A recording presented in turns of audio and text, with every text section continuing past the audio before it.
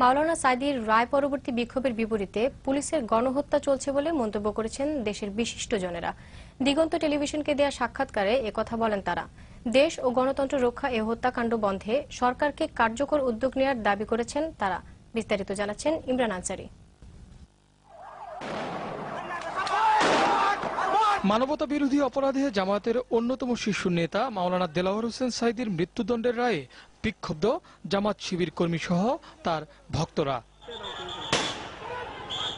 সহিংসতায় এত প্রাণ ঝরে যাওয়ায় সংবাদটি আন্তর্জাতিক গণমাধ্যমে শীর্ষস্থান দখল করেছে। এ ধরনের পরিস্থিতি দেশ ও গণতন্ত্রের জন্য হুমকি বলে মনে করেন বিশেষজ্ঞরা।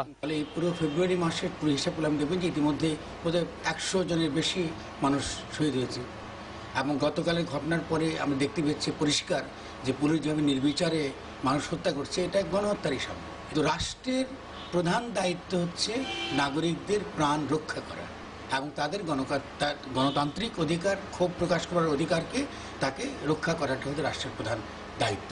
তখনই রাষ্ট্রকে গণতান্ত্রিক রাষ্ট্র বলি। কিন্তু রাষ্ট্র নিজেই যখন হত্যাকারী হয়ে ওঠে তখন তো আপনি মূলত গণতন্ত্রের হত্যাই দেখছেন। 28 ফেব্রুয়ারি বাংলাদেশের ইতিহাসে মানবাধিকার লঙ্ঘনের একটা সবচেয়ে কালো দিন। প্রতিবাদ জানাতে গিয়ে এত নিরীহ লোক পুলিশ, র্যাব বা আইন প্রয়োগকারীদের হাতে মারা যায়নি। এই ঘটনায় সমস্ত দেশ স্তম্ভিত হয়ে গেছে এবং গুলি করার যে সামান্যতম এথিক্স আছে সেটাও তারা মান্য করে।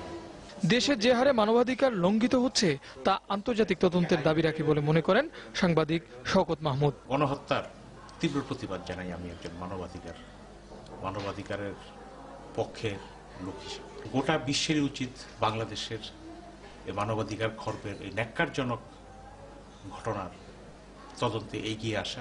আর দেশ বাঁচাতে হত্যাকাণ্ড অবিলম্বে বন্ধের উদ্যোগ নিতে সরকারের প্রতি অনুরোধ জানিয়েছেন মানবাধিকার কর্মী ফরহাদ মোজাহার। সকল পক্ষের প্রতি আমার একটা অত্যন্ত আকুল আবেদনটা হবে এই যে আপনারা হানাহানি বন্ধ করুন, আপনারা মানুষের প্রাণের প্রতি আপনার সম্মান প্রদর্শন করুন এবং পুলিশ যেভাবে নির্বিচারে গুলি করছে অবিলম্বে প্রধানমন্ত্রী শেখ হাসিনার কাছে আমাদের আবেদন হবে আপনি এটা বন্ধ করেন। আপনি যখন দেশকে এই দুভাবে ভাগ করে ফেলেন তাহলে আপনি কি করে আপনি এই দেশ টিকবেন? তার মানে দুটো রাজনৈতিক সত্তা বাংলাদেশে কাজ করছে। একদল নিজেদেরকে উগ্র জাতীয়তাবাদী মনে করে, আরেকজন একমাত্র মনে করে তারা একমাত্র ধর্মের জিম্মা তারা নিয়েছেন। আমরা ধর্ম কিছু বুঝি না, এটা তো হবে না। আমাদের একটা জায়গায় বৈপক্ষে আসতে হবে। দেশের চলমান অস্থিরতা নিরসনে সব রাজনৈতিক দলকে সংযত হবার পরামর্শ দেন তিনি।